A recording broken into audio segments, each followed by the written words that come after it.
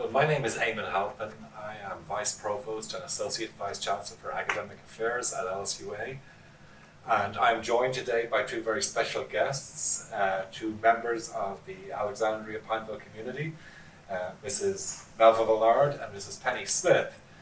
And the three of us serve together on a campus committee that has been charged by our Chancellor, Paul Carell, with developing a special program, a program for young people with developmental disabilities, specifically young people with developmental disabilities who've actually completed high school but are ineligible for regular college admission. And Penny and Melva, both of you are on this committee because you were personally connected to the issue of post-secondary educational options for young people with developmental disabilities. Would you mind telling our audience what that personal connection is? Maybe you could start now. I have a daughter who is a senior in high school, and she will not be eligible to attend a traditional college. She wouldn't be accepted into, she wouldn't meet the academic requirements, in other words. But I still want her to have some post-secondary educational opportunities. What's her name? Morgan. Morgan. And tell us a little bit about Morgan. What is she interested in? Morgan is very interested in animals, Yes. and caring for animals, and also in music. She's accomplished in flute and piano. Does she play in the high school band? She does. She does. She's in the Fighting Trojan band at Alexandria Senior High School. So she has this issue, this developmental disability, but there's still a lot of potential there. And Yes. a lot of talent, it seems like. Right. She does have a lot of potential. Good. And Penny, what's your connection to the issue? I have a daughter that graduated from Pineville High School in 2018, and she went. She actually attended LSUA and proctored some classes last year, and Right, she was auditing the class. she was auditing some classes at LSUA, and so she does not qualify for admissions to regular college, and she is interested in pursuing some kind of education, and so we're hoping that this program will get started at LSUA. So, well, tell us a little bit more about why you think this program is so necessary, not only for your daughters, but for other parents, or for other young people with developmental disabilities. Why is it so important? Well, in our case, and Penny's too, there's not a program that's available north of I-10, from what I've been able to gather. So if we went somewhere, that would necessitate a move, at least temporarily on my part. You mean the whole family would have to? Well, yes, or one of us would Yes. have to move. And so I know we are not alone. I know that there are many, many other students out there who would fall into this category of wanting to have further educational opportunities, wanting to gain some life skills, wanting to get some more work training experience. And where do they go? There's nowhere for them to go. And you can't really send them on their own. I can't send her on her own, and I would prefer not to have to do it on my own, because I know she would learn better in a more traditional setting with other kids her age and with other adults that are not her parents. Now there are programs, as you mentioned, there are programs south of I-10 on 3 four-year college campuses. Yes. There's a program at the University of Lafayette called LIFE. There's a program at Nicholls State called Bridge to Independence. And then there's Lines Connected at Southeastern University in Hammond. And because we're members of this committee, we've become very familiar with what these programs do and how they help young people who have these disabilities. And we've talked especially with Dr. Gerlinda Beckers. She's the director of the Lines Connected program at Southeastern in Hammond. And we've learned a lot from her. What was your impression of, what's your impression of the program they offer down there? What we learned from her about it? I love their setting. I love their setup, and I love how they allow the students to stay on campus. I think that's all very important. But again, for us, it was, for instance, at Nichols State, on the weekends, they're not mentored. They're not, they don't have any guidance over them. And I wasn't willing to send my daughter somewhere on the weekend where, she wasn't being watched. And so I felt the need, to approach some people in this area to start a program, because I felt it was a safe environment for my daughter to go off at this time. In fact, you were the first person who approached us about the possibility of offering a program like this in our campus. And so you had a conversation early on with our Chancellor, Paul Carell. I did. But you had also written to John Bell Edwards, our state governor, and I think received a response by way of Dr. Kim Hunter-Reid, Yes. Commissioner of Higher Education. What did Dr. Reid tell you? He actually, suggested that I speak to Dr. Paul Carell, and so I did. I called and asked for a meeting with him, and he was very, very, very open, very willing, and to start something, and so this is where we are. So you were the instigator of all of this. I was. Yes. I'm guilty.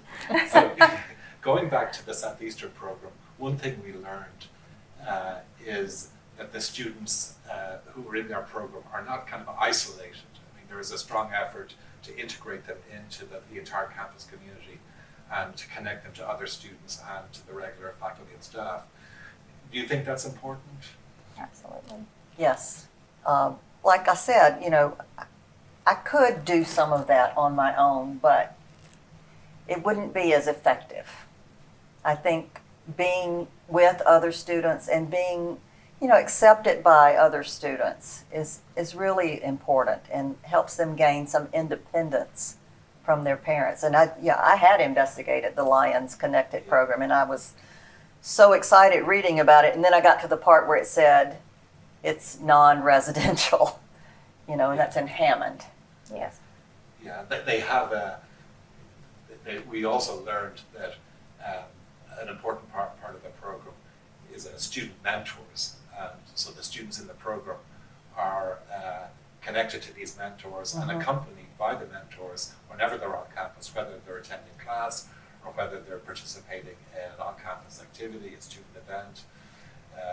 Which would make parents feel much more comfortable. Yes. Right. Part of it is ensuring that the students are safe. Right. But it's also an opportunity for the students in the program to develop some social skills and communication skills, and develop that sense that they're really part of the campus community.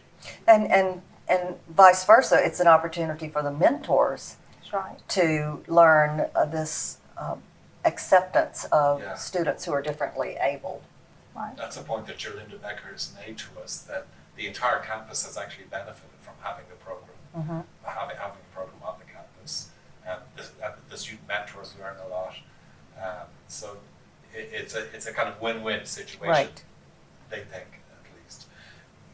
Can you talk about some of the other components of the program at Southeastern? And of course, we're kind of modeling our program on that program. Well, the fact that they can audit a course, and for example, my daughter's also very interested in photography and videography and in editing. She has these labs that she works with all the time. To be able to take a course like that but not be pressured at the end of having to take a test on it. They would not be taking the courses for credit. Right. And there might be some assignments, but they would be modified by the teacher, Right. so they fit the level of ability of the student's own level of ability. Right. Now, there are also going to be special program classes, right? Can you tell us a little bit about those?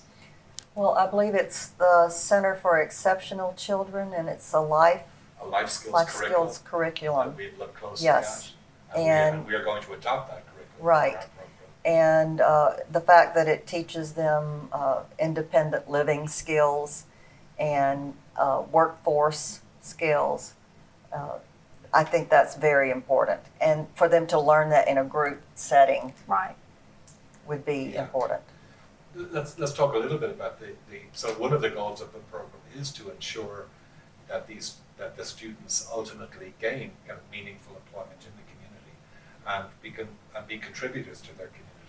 So I think we're hoping that to provide students in the program with work experience opportunities both off campus but also on campus. Students might work in the bookstore or in the library, but also with some local businesses in the community.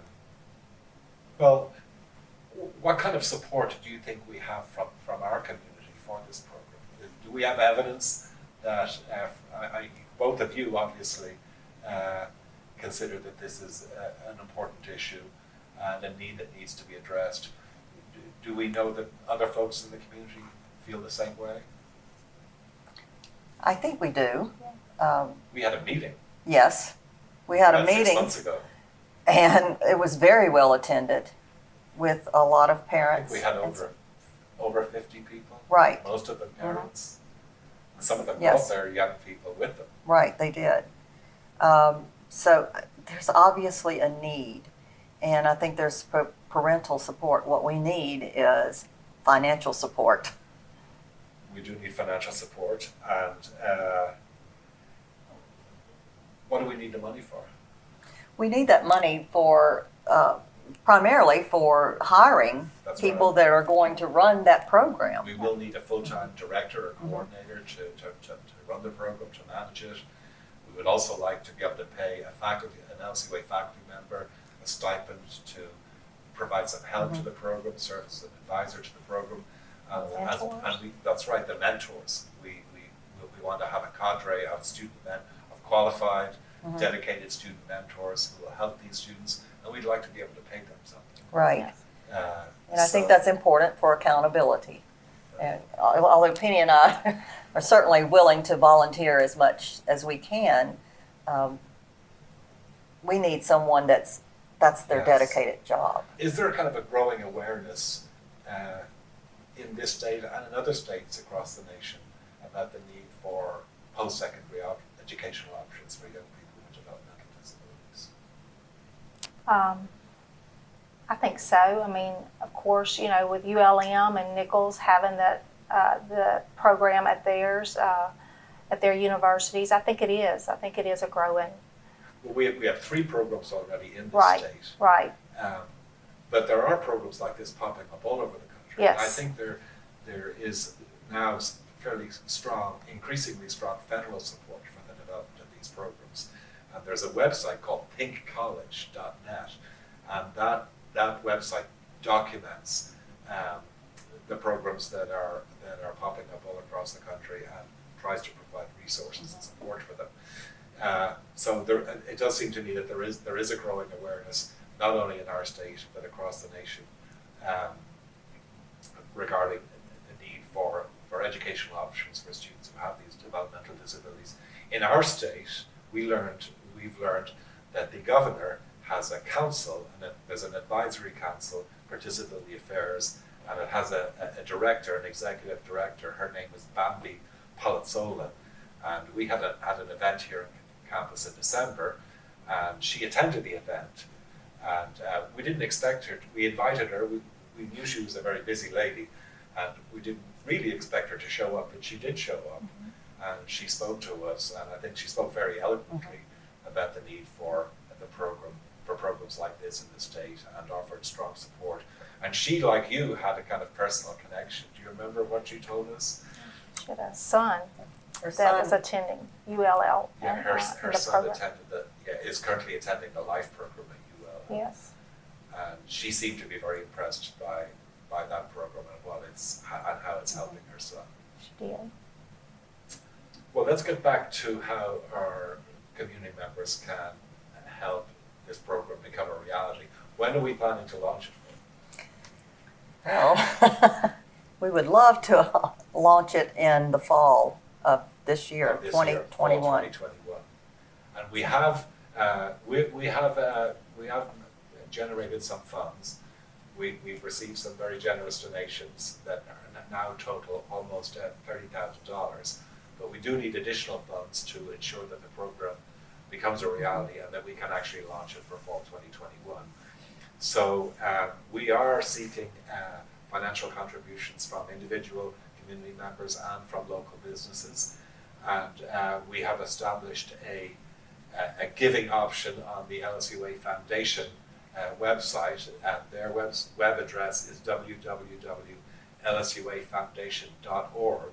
We will include all this information when we post this interview, but community members can go onto the website and donate on the giving page. We should mention that the program now has a name. Yes.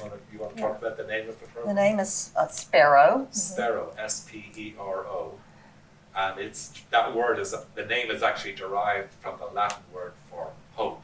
It actually literally means I hope. Which I think is perfect. Yes. Because our whole purpose here, the purpose of this program would be to give hope to young Right. people with developmental disabilities, give And- them hope for the future. And SPERO stands for Special Program For the for, enhancement of resources and opportunities for young people with developmental disabilities. So it's an acronym, but it also has its original meaning, I hope. So we hope, I think, Yes. we strongly hope that this program will become a reality soon.